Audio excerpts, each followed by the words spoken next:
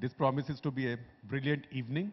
Uh, our hosts today are going to be my colleagues Maruk Hinayat and Ruhi Tiwari.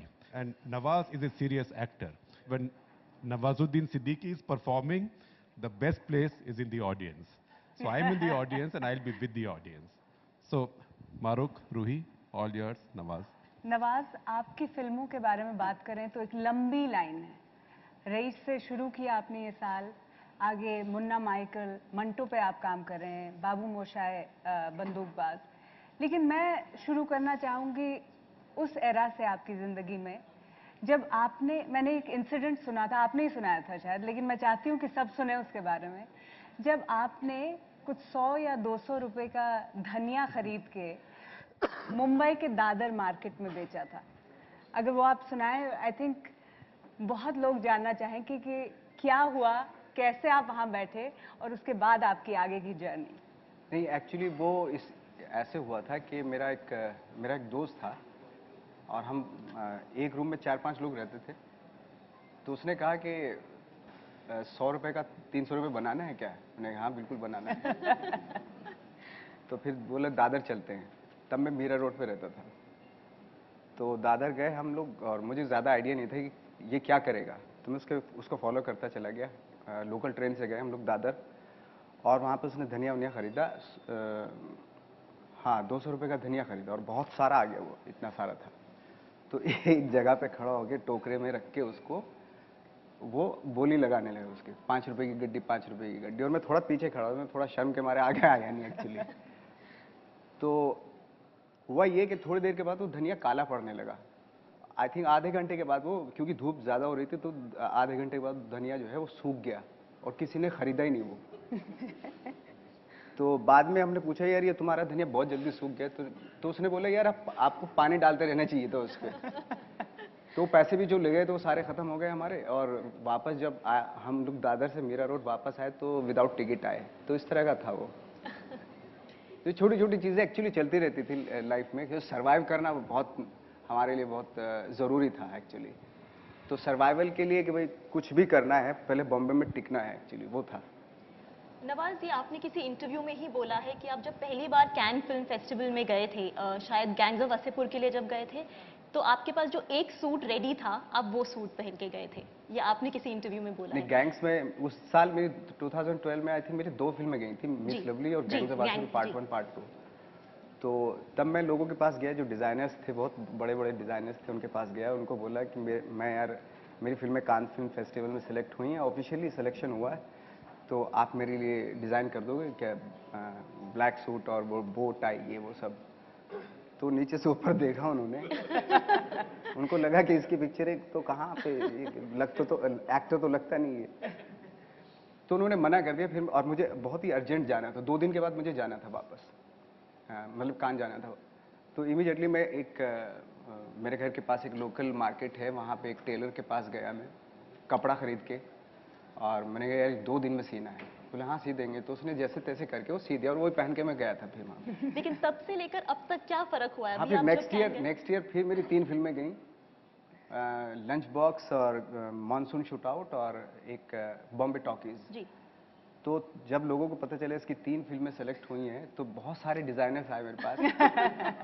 तो बोले हम आपका design करते हैं कपड़ा। तो मैं अब तो वो पहले वाले ही पहन के जाऊँगा। तो नवाज, सक्सेस ने आपकी ज़िंदगी को कैसे चेंज किया है? मेरी ज़िंदगी तो कोई ख़ास ऐसे चीज़, मैं पहले भी वैसे ही था और ना मैं मैडअप कुछ करना चाहता हूँ और ना मैं शायद वो कर सकता हूँ कि लाइक वो कहते हैं ना, वो मतलब मेंटेन नहीं कर पाऊंगा मैं भी। अगर मैं मतलब इंडस्ट्री की तरह मैं अगर चला, जैसे इंडस्ट्री में जब आप सक्सेसफुल हो जाते हैं और फिर आप तौर तरीके बदल देते हैं, मैं शायद वो मेंटेन नहीं कर पाऊंगा। इसलिए मैं उस पर ज़्यादा ध्यान भी नहीं देता। मैं जैसे पहले था वैसा ही हूँ और वैसे ही रहना चाहता हूँ, क्योंकि उसी चीज़ से मुझे ये चीज़ें मिली। अगर वही मिस हो गई मेरे से तो आई थिंक मेरी वो परफॉर्मेंस पे भी अफेक्ट पड़ेगा। तो मैं नहीं चाहता कि मैं बहुत ही इस मामले में बहुत सेल्फिश हूँ कि मैं नहीं चाहता कि मेडअप वाली चीज़ों से मेरी परफॉर्मेंस अफेक्ट हो। तो बेटर मैं जैसा हूँ वैसा ही रहूँ, क्योंकि उसी से ही चीज़ें मुझे मिली हैं जी। आपने एक ज़माने में कहा था कि जब मैं मीरा रोड पर रहता था और मैं सक्सेस मिले, मैं एक बॉलीवुड स्टार बनूं, कि लोग आए मुझसे बात करें, मुझे पहचाने सड़क पर। आज वो आपको सब मिल रहा है। कभी ये लगता है कि थोड़ी प्राइवेसी मिल जाए, कुछ मेरी जो प्राइवेसी है, जो प्राइवेट मैटर्स है, फैमिली, सबको अलग रहना चाहिए इस पूरी दुनिया से? अब लगता है वो जब इतना ज़्यादा सक्सेस मिला है आपको? मेरा सिर्फ उसी वक्त पे होता है कि मैं थोड़ा अकेला रहूं, कि जब मैं कोई कैरेक्टर इस तरह के जैसे मंटो कर रहा हूं या गैंग्स किया था मैंने, उस वक्त पे मैं चाहता हूं कि मेरे पास आसपास कोई ना रहे, मैं अकेला रहूं। और मैंने कभी ये ड्रीम नहीं किया था कि मैं कभी बहुत बड़ा सक्सेसफुल आदमी बनूं या लोग मुझे जाने। आई थिंक मैं बहुत ही एक सिंगल एजेंडा था मेरा कि मुझे परफॉर्मेंस करनी है, चाहे वो स्ट्रीट प्लेस करूं मैं, चाहे थिएटर में करूं, चाहे टीवी सीरियल में करूं, चाहे कहीं भी करूं, मुझे हर रोज़ परफॉर्मेंस करनी है। हर रोज़ मुझे जैसे, चूंकि मैं नेशनल स्कूल ऑफ ड्रामा से हूं, तो मैं हर रोज़ हम लोग रिहर्सल करते थे प्ले की, 6-6 7-7 प्ले की एक साथ रिहर्सल करते थे। तो वो आदत पड़ी हुई थी मेरे अंदर। तो मैं चाहता था मैं ऐसा ही रहूं, मैं हर वक्त मैं एक्टिंग करूं, मतलब परफॉर्मेंस करूं, प्लेज करूं, ये सब। हाँ, जब वो गैप हो जाता तब थोड़ा इनसिक्योरिटी होती थी कि यार मैं एक्टर हूँ, ट्रेंड एक्टर हूँ, करने के लिए कुछ है नहीं मेरे पास।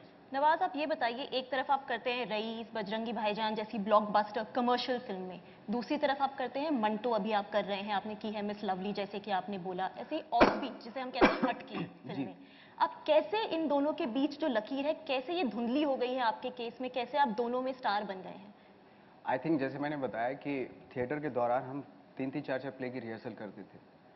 किसी में अगर मैं किसी एक प्ले में मैं रोमियो बना था, रोमियो जूलियट भी किया था मैंने, तो दूसरे प्ले में मैं संस्कृत प्ले कर रहा हूँ, उसमें विदूषक बना होता था। तो ये प्रैक्टिस एक्चुअली वहाँ से है। और जब मैं फिल्मों में लाइक जैसे मंटो भी कर रहा हूँ और एक at the same time Munna Michael में डांस वांस भी कर रहा हूँ, डांस ओरिएंटेड फिल्म भी कर रहा हूँ, तो आई थिंक मेरे लिए वो एक कैरेक्टर, एक टास्क हो जाता है। और चूंकि वार्म अप है, प्रैक्टिस है, तो इतना ज़्यादा अफेक्ट नहीं होता। हाँ, मेंटली कभी कभी जैसे मंटो होता है, मैंने बताया कि वो मेंटली काफ़ी अफेक्ट करता है, तो उससे निकलने में थोड़ा वक्त लगता है। तो आप कैसे प्रिपेयर करते हैं ऐसे, जैसे मंटो वाला जो प्रिपरेशन एक्चुअली डिपेंड करता है कैरेक्टर के ऊपर। बहुत सारे कैरेक्टर हैं जो प्रिपरेशन मांगते हैं, बहुत सारे कैरेक्टर्स होते हैं जो स्पॉन्टेनियसली करना पड़ता है। जैसे बदलापुर में कोई स्क्रिप्ट मेरे पास नहीं थी, उसको ऑन द स्पॉट जाके करना पड़ता था, जो डायरेक्टर बताते थे।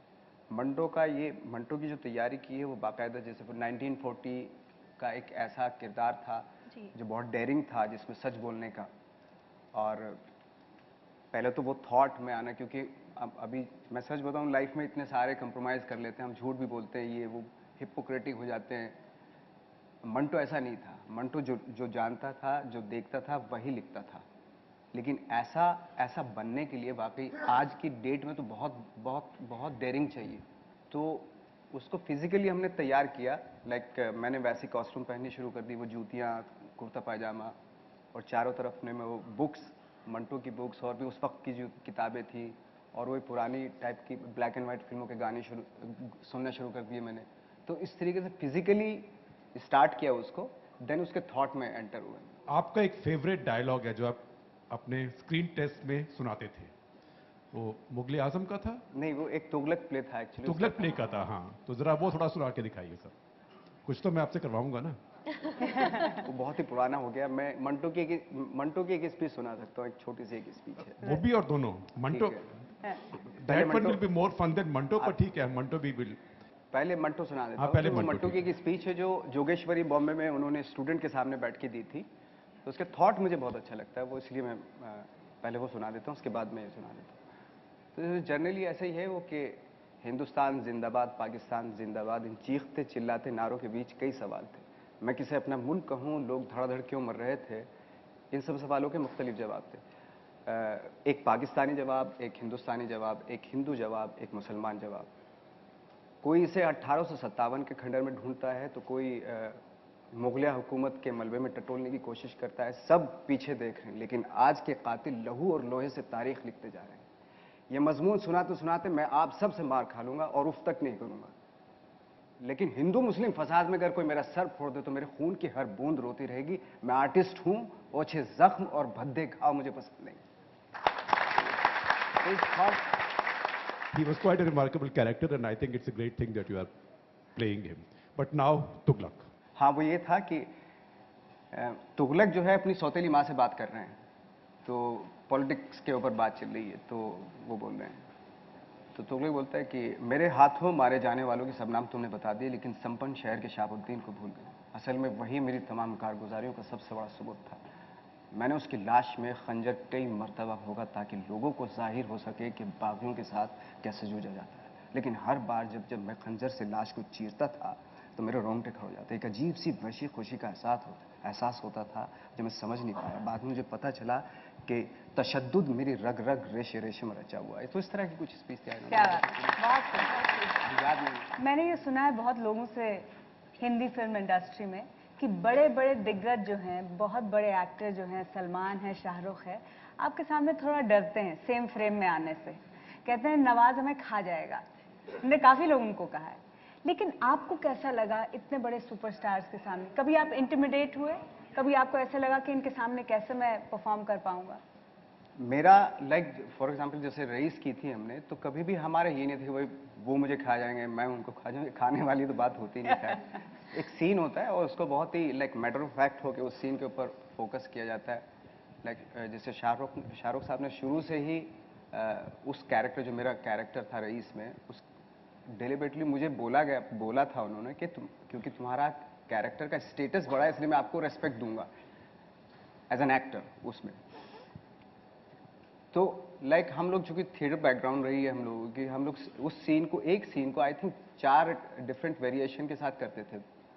तो क्योंकि हमें मज़ा आने लगता था, उस प्रोसेस में मज़ा आ रहा था हमें।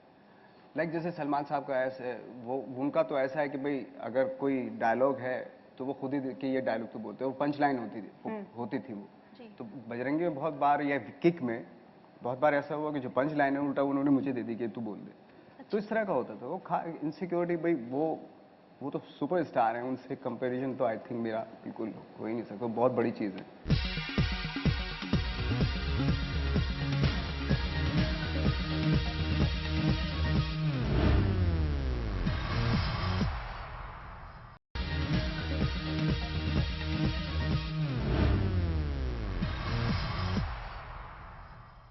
हमारी ऑडियंस काफी उत्सुक है आपसे सवाल पूछने के लिए। सर, यकीनन नवाजुद्दीन भाई, आप जिस मंटो को लेकर आप काम कर रहे हैं नेक्स्ट फिल्म को लेकर, उस तकसीम को लेकर कृष्णा सोबती ने जो सिक्का बदल गया और इस्मत चुगताई उस दौर के जो कथाकार हैं, कलमकार हैं, उन परिवेश में लिखी गई कथाओं को भी आप देख रहे हैं क्या इन दिनों, ताकि उस समय की भाषा और उस समय के देश काल में आप इंटर कर सकें? आई थिंक मुझे जैसे मंटो करते हुए ज़रा सा भी ऐसा फील नहीं हो रहा कि मैं 1940s की स्टोरी कर रहा हूँ। बहुत ही कंटेम्प्रेरी रिलेवेंसी है उनकी स्टोरीज़ की भी और उनके किरदार की भी। वो आज भी ऐसे शख्स की हम लोग खोज रहे हैं, ऐसा डेयरिंग करने वाला इंसान, ऐसा सच बोलने वाला इंसान।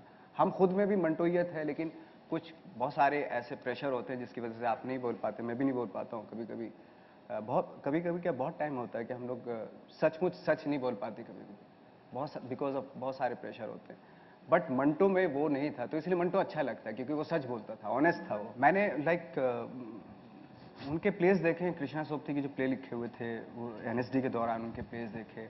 इसमें चुगताई की कुछ स्टोरीज पढ़ी हैं ऑफकोर्स। हाँ, वो तो इतना सारा सब उन जितने भी राइटर्स थे उनकी बहुत ही आज के टाइम में हमें बहुत ज़रूरत सी महसूस होती है। ऑफकोर्स ऐसे राइटर्स होना वाकई हमारी किस्मत थी कि उस वक्त थे वो।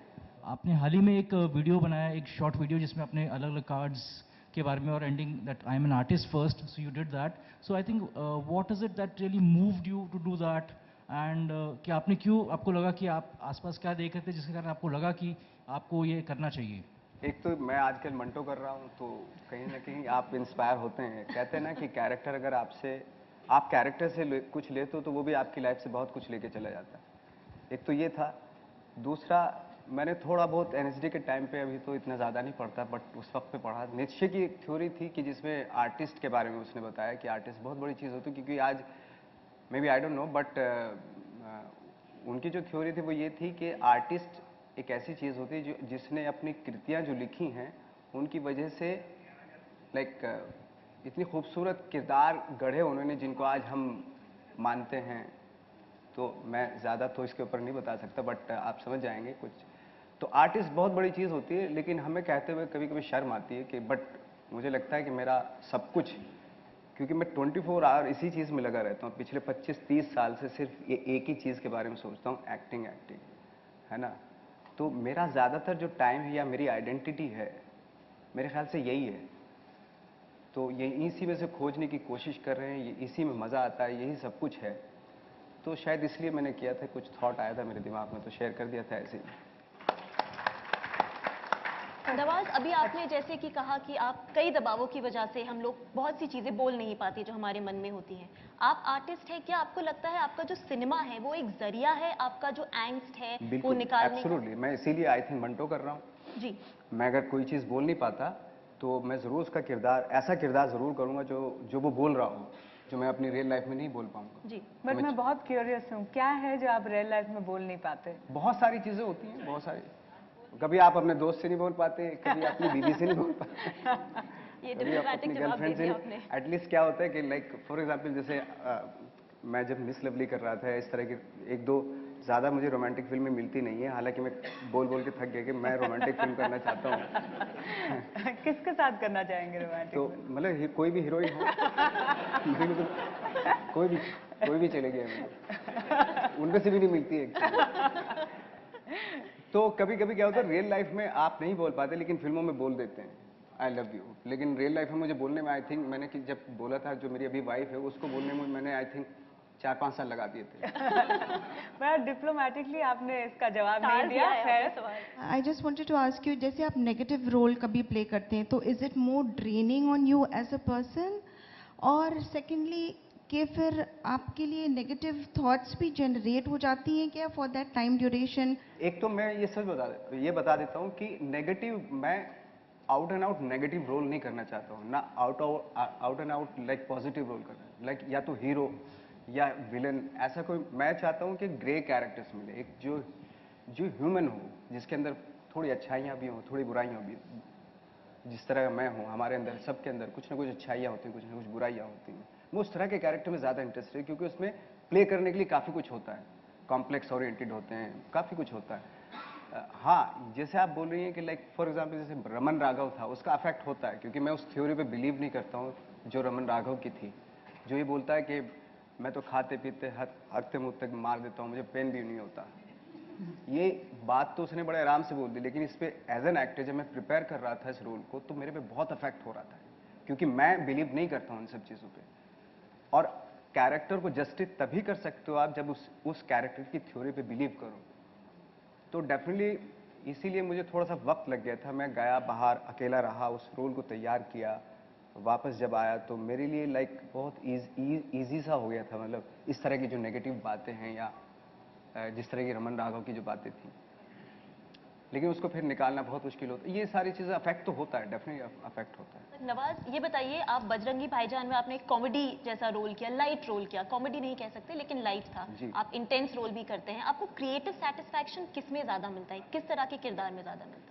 सी, मैं ज़रूरी नहीं कि क्रिएटिव सेटिस्फैक्शन सिर्फ एक इस तरह के किरदार में ही मिले, लाइक या मतलब जो सो कॉल्ड जो रियलिस्टिक फिल्में होती हैं या आर्टिस्टिक फिल्में होती हैं, जो सो कॉल्ड आर्ट फिल्में होती हैं, उन्हीं में क्रिएटिव सेटिस्फेक्शन मिले। एक्टर का काम होता है, जो टास्क उसको दिया जाता है वो ऑनेस्टली जेन्युइनली उसको, और जो डायरेक्टर चाहता है उस पर वो कोशिश करे कि वहाँ तक पहुँचे वो। जी। और आई थिंक यही सेटिस्फेक्शन होता है कि डायरेक्टर जो वो चाह रहा था, मैंने एफोर्ड करके जितना भी मैं कर सकता था, जितनी भी मेरी नॉलेज है मैंने दिया उसको। मैं सिर्फ अगर थोड़ा सा ये डर लगता है कि क्रिएटिव सेटिस्फेक्शन अगर मुझे इस तरह की फिल्मों में आ रहा है, जो मैं फिल्में आर्टिस्टिक फिल्मों में आ रहा हूँ, दैट मीन मैं कंफर्ट जोन में जा रहा हूँ। तो मैं अपने कंफर्ट जोन में जाना नहीं चाहता हूँ। मैं लाइक डांस भी इसलिए कर रहा हूँ क्योंकि मैं डांस करने से डरता था। So I want to know that how does the whole point of the actor and the star difference always plays out for you? मैं तो खैर मेरा यही है कि मैं हमेशा एक्टर बनने की कोशिश कर रहा हूँ। मैं कंप्लीट तो खैर कभी बन नहीं सकता, कभी हो नहीं सकते आप, बट मेरा बाकी चीज़ों पे जो मार्केटिंग या ब्रांडिंग, इस पे कभी मेरा फोकस नहीं होता। जैसे मैंने बताया कि लाइक बजरंगी भाईजान मुझे जो कि कैरेक्टर अच्छा लगा था, वो इसलिए किया था, इसलिए नहीं किया था कि भाई वो कमर्शियल फिल्म है। हाँ, इसलिए कभी कभी इसलिए भी होता है, लाइक इस तरह की फिल्में इसलिए भी की जाती हैं क्योंकि सुपरस्टार के साथ, क्योंकि वो उनकी रीच बहुत होती है। अगर उनकी वजह से मुझे कुछ लोग जान जाएंगे तो मेरी छोटी फिल्मों को फ़ायदा होगा। जी। फॉर एग्जांपल हरामखोर, या मैं जो छोटी फिल्में करता हूँ, अगर उसमें मैं उनकी ऑडियंस 5% ऑडियंस भी खींच के लिया है तो मेरी फिल्म तो हिट हो गई वैसे ही। जी नवाज भाई, मेरा नाम कर्नल दार्गुन है, एमिटी यूनिवर्सिटी से। कुछ समय पहले एक बहुत बड़ी कंट्रोवर्सी हुई थी जिसका हमें बहुत बुरा लगा। We wanted to see you performing in Ramlila and there were certain element जिन्होंने कि आपको उसके लिए रोका। बहुत रिएक्शंस पड़े हमने, लेकिन आपकी तरफ से कोई रिएक्शन नहीं आया था and that is a very good thing. उस समय आपको कैसा लगा? वो मुझे अच्छा लगा था। वो मालूम है क्यों हुआ था? हाँ, वो रिएक्शन इसलिए क्योंकि मेरे साथ इतने सारे लोग खड़े थे, हर कम्युनिटी का आदमी खड़ा था और पहली बार मुझे कॉन्फिडेंस फील हुआ। ये मैं सच बता रहा हूँ कि मुझे कुछ बोलने की ज़रूरत ही नहीं पड़ी। थैंक गॉड हमारी कंट्री में इतने सारे लोग कमाल के लोग हैं कि अगर वाकई गलत हो जाते ना तो उसके साथ सारे कम्युनिटी के लोग खड़े हो जाते हैं। ये फैक्ट है। मैं चैनल्स की बात नहीं है, टीवी में ऐसा कभी कभी क्या होता है, टीवी में ऐसा कुछ टीवीज में ऐसा दिखा देते कि पूरी दुनिया खराब हो गई, बस कल पूरी दुनिया बर्बाद हो जाएगी। लेकिन रियल लाइफ में, हिंदुस्तान में अगर रियल लाइफ में देखें आप, इतना खूबसूरत है ये कंट्री, इतने खूबसूरत लोग हैं यहाँ पे कि साथ देते हैं एक दूसरे का। तो ये इसीलिए तो हम लोग हैं यहाँ पे, हम सारे लोग हैं यहाँ पे। तो उस वक्त पे उस रामलीला के एपिसोड में हुआ था कि सिर्फ एक आदमी की गलती रही होगी, लेकिन बाकी सब लोग मेरे साथ थे, तो उसकी वजह से मुझे कॉन्फिडेंस मिला था। और भी नवाज और रामलीला में आप कैरेक्टर प्ले कर रहे थे जटायु।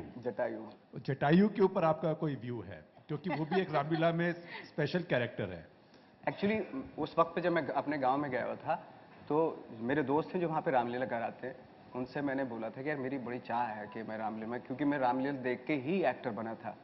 उस वक्त पे जब हमारे यहाँ गाँव में रामलीला होती थी, हम 2-2, 3-3 बजे तक रामलीला देखते थे। और मेरे फादर जब मैं आता था रामलीला देख के कभी कुछ नहीं बोलते थे कि इतनी देर से क्यों आया घर पे, कि उनको पता है रामलीला देखने गया था। इतना फेथ था उनको उन चीज़ों पे। तो उस वक्त में मेरे जब दोस्त आए मेरे पास तो उन्होंने बोला कि नवाज भाई अभी 2 दिन का टाइम है आपके पास, दो दिन में तो सिर्फ ये वाले एपिसोड, एक जटायु का है और एक उसका है, तो बताओ कौन सा करो। मैंने कहा मैं वो रोल करना चाहता हूँ जिसमें श्री राम के बारे में बहुत अच्छी बातें कोई बोलता हूँ। बोले जटायु है, उसका ट्रांसफॉर्मेशन होता है, और वो फिर वो बोलता है कि मैं राम के हाथों से मर रहा, मैं अपना लक समझूंगा अगर तो इस तरह के कुछ डायलॉग्स थे। मैं ये करना चाहता हूँ, मैं करूँगा ये। तो वो उसकी मैं प्रिपरेशन कर रहा था। माय नेम इज़ अमीर। मैं आपसे ये पूछना चाहता हूँ, मैंने खान का पूछा, अमिताभ बच्चन जी का पूछना चाहता हूँ, आप कितने इंटिमिडेट हुए थे उनके साथ काम करके, या हुए थे या नहीं? कैसा था उनके साथ काम करना? बहुत ही प्रोफेशनल एक्टर हैं, सारे डायलॉग्स पूरे प्रिपेयर होके आते हैं जब वो सेट पे आते हैं। ये मुझे बहुत अच्छा लगा था उनके साथ, क्योंकि बड़े बड़े सीन होते थे हमारे फिल्म में। 3 जो फिल्म की थी मैंने उनके साथ, तो काफ़ी लेंदी सीन होते थे और बाकायदा हम लोग प्रिपेयर होके जाते थे। तो ये एक उनका जो पंक्चुअलिटी और प्रोफेशनलिज्म जो है उनको बहुत कमाल है। वो आई थिंक बहुत कम, और जो इतना डेडिकेशन है इस एज में भी, आई थिंक वर्ल्ड में बहुत कम एक्टर्स का ना के बराबर है। जो बच्चन है वो तो बच्चन ही है। खैर, बट आप नर्वस हुए थे उनके साथ काम करने में पहली बार? अगर मैं जब सीन करता हूँ आई थिंक तब मेरा पूरा फोकस जो है अपने टास्क पे होता है जी।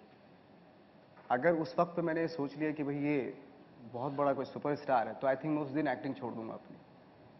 मुझे कहीं करप्शन आ जाता है सीन करते हुए। अगर मुझे लगा कि यार ये तो, क्योंकि मैं उस कैरेक्टर को भी रिस्पेक्ट नहीं दे रहा हूँ, उसको बच्चन समझ रहा हूँ मैं। जी जी। उसको जॉन जो उनका नाम था उसमें, बिल्कुल उनको वो नहीं समझ रहा हूँ। दैट मीन मैं उनकी डिसरेस्पेक्ट कर रहा हूँ अगर मैं उनको कैरेक्टर नहीं समझ रहा हूँ।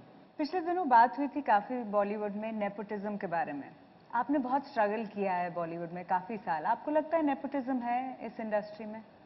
तो शुरू में बहुत दिक्कतें होती थी, अभी भी हालांकि, बट मैं अगर सिर्फ अपनी बात कहूँ तो मुझे तो, क्योंकि मैं जहाँ पे इस वक्त हूँ, जो चीज़ मुझे जो सपोर्ट मुझे मिल रहा है इंडस्ट्री का, तो थैंक गॉड। बट अगर मैं जनरली बात करूँ, दूसरों के लिए बात करूँ, तो मैं भी शायद ऑफकोर्स इतना बहुत सारा टैलेंट है एक्चुअली हमारी कंट्री में, जो मैं भी बहुत सारे चीज़ों की वजह से रह जाता है। फॉर एग्जांपल, जैसे मैं जब आया था तो किसी ऑफिस में चला जाता था तो असिस्टेंट ही देख के बोलता था मुझे, क्या है अपना एक्टर है? बोले दिखने से तो लगता नहीं कहीं एक्टर है तो। मतलब दिखने से मतलब क्या है कि वो हीरो मटेरियल नहीं है। हीरो मटेरियल क्या होता है बताओ, कुछ उस पर भी काम किया जाए। एक्टिंग पे तो काम कर लिया हमने, अब थोड़ा हीरो मटेरियल पे भी काम कर लेंगे। तो तुम ही बता दो जरा क्या है मटेरियल। तो मटेरियल उसकी नज़र में वही था कि tall, 6 feet, fair, six pack, मैंने मेरे तो एक ही है इसी से अगर काम चल जाए तो देख लो। मेरा क्वेश्चन ये है कि आपने इतने सारे रोल किए हैं, कॉमेडी, ड्रामेटिक, ऐसा कौन सा रोल है जो आप दोबारा करना चाहते हैं? आपका ड्रीम रोल क्या है? मेरा कोई ड्रीम रोल नहीं था, क्योंकि क्या होता है कि ड्रीम करने से किसी एक रोल को, और वो अगर नहीं मिला आपको उस तरह का, तो जो दूसरा रोल मिला उसमें वो जो ड्रीम किया आपने वो उसके रिफ्लेक्शंस आने लगते हैं। तो बेटर है कि ड्रीम ना किया जाए किसी रोल को। हाँ, फिर जब, चूंकि ये एक क्लीशे सा सवाल होता है कि हर आदमी पूछता है कि आपका ड्रीम रोल क्या है, तो मैंने भी जवाब बना लिया फिर बाद में कि मैं मुगल आजम का जो दिलीप कुमार साहब वाला जो रोल था वो करना चाहता हूँ, क्योंकि बहुत सारे लोगों को लगेगा कि शायद अरे यार ये दिलीप कुमार वाला रोल करेगा, सलीम बनेगा ये, बट मैं वो बहुत आसानी से कर सकता हूँ, ये मेरा कॉन्फिडेंस है। नवाज, आप एनएसटी से हैं, आप मुजफ्फरनगर से भी हैं जी। तो इसको डक मत करिएगा। घर से खबर आती है, आप घर से कांटेक्ट में रहते हैं, देश की स्थिति में कुछ है जिससे आपको चिंता होती है, that you worry about? Don't give me A political answer. आप मंटो की डेयरी मैंने जैसे बताया कि मंटो बन जाइए अभी। मैंने जैसे बताया कि मैं जब रियल लाइफ में हम लोग कहीं जाते हैं तो सब कुछ बहुत अच्छा है। ये कभी कभी क्या होता है, न्यूज़ में कभी देखने के लिए मिल जाता है कि जैसे सब कुछ खत्म होने वाला है ऐसा जैसे, बट जब आप रियल लाइफ में चाहे किसी गांव में, हमारे कंट्री के किसी भी गांव में जाएं, शहरों में जाएं, लोग, मुझे तो लोग अच्छे दिखाई देते हैं। लेकिन कभी ऐसे लगता है कि जो आपस की टॉलरेंस है कम हो रही है? सर मुझे तो हर जगह बहुत अच्छा लगता है मैं तो एंजॉय कर रहा हूँ। Hello, my name is Lalit and sir आप एक ऐसी एग्जांपल है हम सभी के बीच में कि जिसको देख के हम सभी इंस्पायर होते हैं, बल्कि जो लोग स्ट्रगल कर रहे हैं आज के टाइम में उन्हें देख के भी, आपको देख के उन्हें लगता है कि हम भी सक्सेस हो सकते हैं, या फिर जो लोग होप छोड़ चुके हैं वो फिर से आज आपको देख के उनके मन में आता है कि नहीं हम भी वो सक्सेस वो अचीव कर सकते हैं। उसके लिए तो सर फर्स्ट ऑफ ऑल आपके लिए कंग्रेचुलेशंस कि आपने इतनी सारी अचीवमेंट अचीव की हैं। बट सर अभी एक एंटरटेनमेंट के लिए प्लीज़ वो जो चड्डी वाला डायलॉग है ना सर, प्लीज़ चड्डी वाला सर सर वो प्लीज़ थोड़ा बोल देंगे तो सर। इधर चड्डी चड्डी चड्डी चड्डी एक से बढ़कर एक चड्डी, रंग बिरंगी डिजाइनदार खुशबूदार इज्जतदार चड्डी, हर कलर, डिजाइन, हर साइज, हर फ्लेवर की चड्डी, पार्टी वेयर चड्डी, कॉमन मैन से लेकर सुपरमैन तक सभी के लिए मिलेगी, हर शेप में, नीली पीली सतरंगी चितकबरी चड्डी, रात के राजाओं के लिए डिस्को वाली चड्डी, रेडियम वाली चड्डी, नाड़े वाली, बिना नाड़े वाली, इलास्टिक वाली, प्लास्टिक वाली, छोटे बच्चों के लिए स्पेशल छोटा जींस की चड्डी, बड़ों के लिए टाइगर प्रिंट की फुल गारंटी वाली चड्डी, चाहे जितना खेलो कबड्डी टूट जाएगी हड्डी नहीं फटेगी चड्डी, चड्डी चड्डी चड्डी। Superb sir, superb, thank you.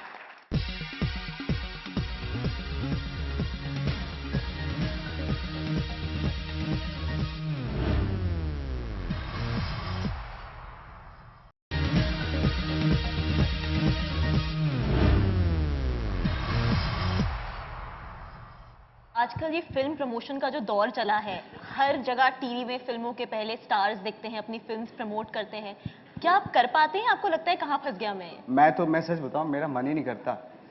मेरा बस चले ना तो मेरा बस चले, शूटिंग खत्म करो और निकल ले, कोने में निकल लो, इस तरह का मेरा है नेचर।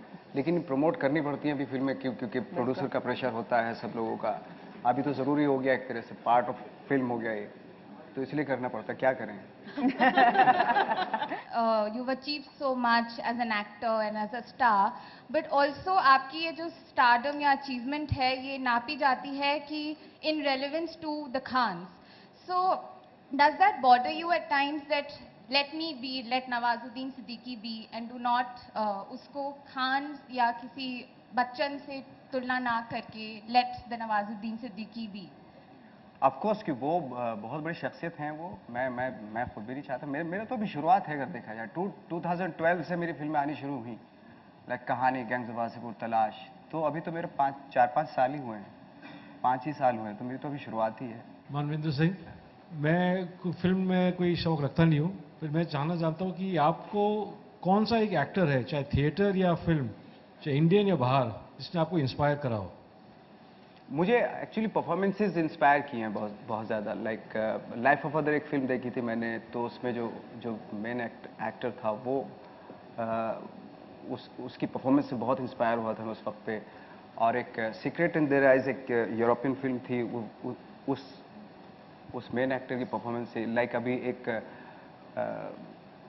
लाइक बर्डमैन अभी देखी, तो उसकी परफॉर्मेंस से बहुत तो इस तरह की फिल्में थी जो जिनसे मैं दिलीप साहब की फिल्मों से बहुत इंस्पायर हुआ। कुछ फिल्में थी दिलीप साहब की, कुछ के मतलब उनकी तो खैर सारी फिल्में ऐसी थी, बट कुछ परफॉर्मेंस तो ऐसी थी कि जो रह गई थी मेरे दिमाग में। नसीर साहब की जो पुरानी फिल्में थी, लाइक जैसे कथा, स्पर्श, स्पेशली स्पर्श, मतलब पहली बार मैंने जो एक लाइक फॉर एग्जांपल लाइक जैसे अंधों को हम लोग देखते थे तो हमारे यहाँ लाइक फिल्मों में इस तरह किया जाता था, ऐसे कर रहा है, तो पहली बार उसने जाके कप ऐसे उठाया, तो उस मोमेंट से मुझे समझ में आ गया था कि यार ये इसके पीछे बहुत स्टडी की हुई है, और आई थिंक उसी वजह से मैंने नेशनल स्कूल ऑफ ड्रामा में भी एडमिशन लिया। तो बहुत सारी परफॉर्मेंस ऐसी थी जिन्होंने स्किल, नॉलेज और ये सारी चीज़ें सिखाई मुझे, तो उनसे बहुत प्रभावित था मैं। Hi sir, this is Shivani, I am working with the print only. Sir, आपने जैसे बताया कि आपकी जो लाइफ है बहुत पहले सिंपल हुआ करती थी, बहुत कॉमन मैन थे आप, तो मैं पूछना चाहती हूँ कि अगर कल को आपके ऊपर कोई बायोपिक बने तो आप उस बायोपिक का क्या नाम रखना चाहेंगे? एक तो मैं समझता नहीं हूँ कि मेरे पे कोई बायोपिक बननी चाहिए। मैं नहीं, अगर सर आपके ऊपर बने, मैं आपके ऊपर एक बायोपिक बनाऊं तो आप मुझे क्या बोलोगे कि इसका नाम ये रखो? आप ही रख लें। मेरा नाम ओवैस अली खान है और आपकी मूवी गैंग्स ऑफ वासेपुर 2 मैंने बहुत बार देखी है and it's one of my favourite movie. मैं अभी आपने कहा कि जो कुछ चीज़ें आप रियल लाइफ में कह सुन नहीं पाते वो पिक्चरों के माध्यम से कहना चाहते हैं, तो फैसल खान में और नवाजुद्दीन सिद्दीकी में कितनी सिमिलैरिटी है? सिमिलैरिटी बिल्कुल नहीं है। और फैसल खान तो लाइक। नवाज, जरा ये बताइए, जो फ्राइडे नंबर्स होते हैं हमारी इंडस्ट्री को इतना ज़्यादा प्रभावित करते हैं, बहुत ज़्यादा लोग अफेक्ट हो जाते हैं, क्या आपको लगता है जब आपकी मूवी रिलीज होती है, कोई मेन स्ट्रीम मूवी अगर रिलीज हुई, आपको लगता है कि हिट नहीं हुई, इतने अच्छे नहीं आए व्यूअर्स, कैसा लगता है आपको? ऑफकोर्स बुरा ही लगेगा जब थोड़ा नंबर इधर उधर हिल हो जाते हैं, तो हिल तो जाता है आदमी थोड़ा बहुत। हालांकि एथिकली अगर मैं कहूँ कि मतलब लेक्चर के लिए कि कोई इफेक्ट नहीं पड़ता, एक्टर को एक्टर की तरह रहना चाहिए, काम करो और अपने घर चले जाओ, ये वो तरह। लेकिन अगर थोड़े से अच्छे कलेक्शन हो जाते तो अच्छा लगता है। आपकी वजह से, अभी पहले भी किसी ने पूछा, बहुत सारे यंगस्टर्स हैं जिनको वो उम्मीद की किरण जो कहा जाता है ना, नजर आती है कि हम भी बॉलीवुड जाके एक्टर बने, और आप उनको क्या कहना चाहेंगे? क्योंकि बॉलीवुड एक आसान जगह नहीं है, बहुत जद्दोजहद करनी पड़ती है, तो आपकी एडवाइस क्या होगी जो सब अभी देख रहे हैं आपको इस वक्त, जिस मुकाम पे आप पहुंचे हैं, क्या एडवाइस देना चाहेंगे उनको? खैर मैं इस लायक नहीं हूँ कि कोई एडवाइस दूँ, बट हाँ जो मेरा एक्सपीरियंस उसके हिसाब से मैं शेयर कर सकता हूँ। बात वो ये है कि लाइक जो जब जाते हैं वहाँ पे, तो अपनी जो एक यूनिकनेस है, जो अपनी खासियत है, वो जाके खो देते हैं वहाँ पे। वो आई थिंक वही सबसे बड़ी चीज़ होती है, वही रखनी चाहिए वो, क्योंकि वही आपको काम दिलाएगी और वही आपको सबसे अलग बनाएगी। नहीं तो अब आप ड्रीम करके जाएंगे मुझे वो बनना है, तो वो तो ऑलरेडी है ही वहाँ पे। I am Kavita. I just wanted to know कि एज एन एक्टर आप सारा दिन एक कोई ना कोई किरदार निभाते हैं, और जब आप घर पहुँचते हैं तो how much time does it take you to get out of that character and be your original self? Do you need a cooling off time और do you carry your character?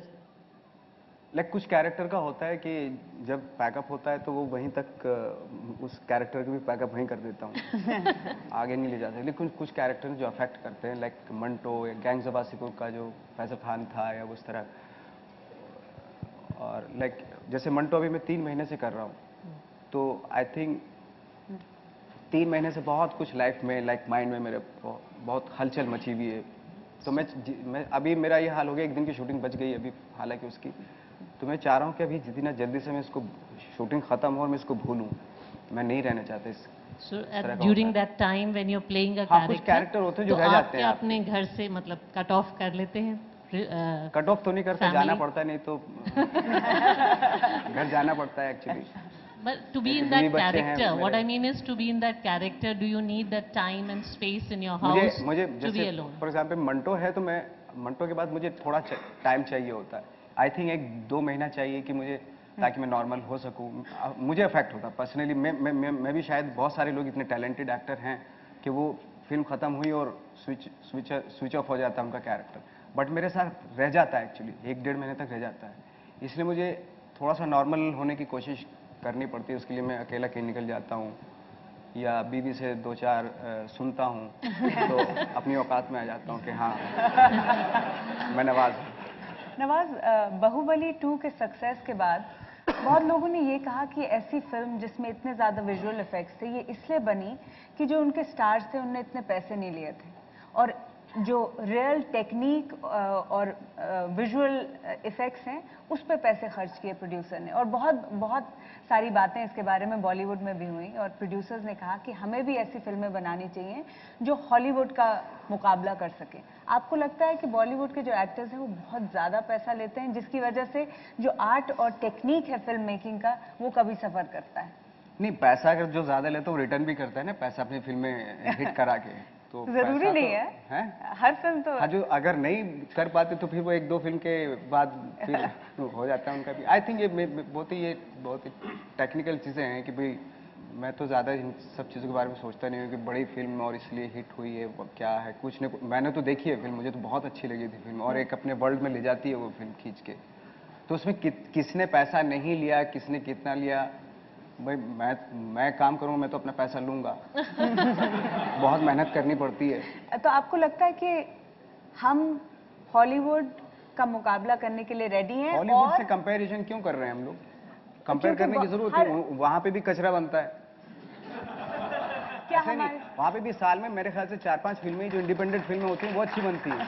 Otherwise वहाँ पे भी anaconda type की इस तरह की फिल्में type की कोई उस तरह की फिल्में बनती है। वहाँ पे अच्छी फिल्में बनती है, 4-5 ही होती हैं वो भी एक साल में, और वो हमारे यहाँ भी वही रेशो है। बट ये कंपैरिजन, चूंकि मे भी शायद वो पावरफुल कंट्री है इसलिए हम कंपेयर करके खुश होते हैं, आई थिंक वो बहुत ही गलत है। हमारे यहाँ भी अच्छा सिनेमा बन रहा है, ऐसी बात नहीं है। मेरा कोई मैं सेटिस्फैक्शन मुझे यही मिल रहा है, मेरी इंडियन फिल्में करके ही सेटिस्फैक्शन मिल रहा है। जिस दिन मुझे लगेगा कि मुझे सेटिस्फैक्शन नहीं मिल रहा है उस दिन मैं सोचूंगा अभी तो मैं खुश हूँ इन फिल्मों में। मैं सिर्फ टैग लगाने के लिए कि हॉलीवुड का ठप्पा लगाना है मुझे, उसके लिए मैं नहीं जाऊँगा। कोई आए मेरे पास तो मैं कर लूँगा, जैसे मेरे पास आती हैं, मैं सीरीज़ कर रहा हूँ, एक मैक माफिया सीरीज़ कर रहा हूँ, बहुत लैविश सीरीज़ है वो कर रहा हूँ, मेरे पास आए मैंने किया।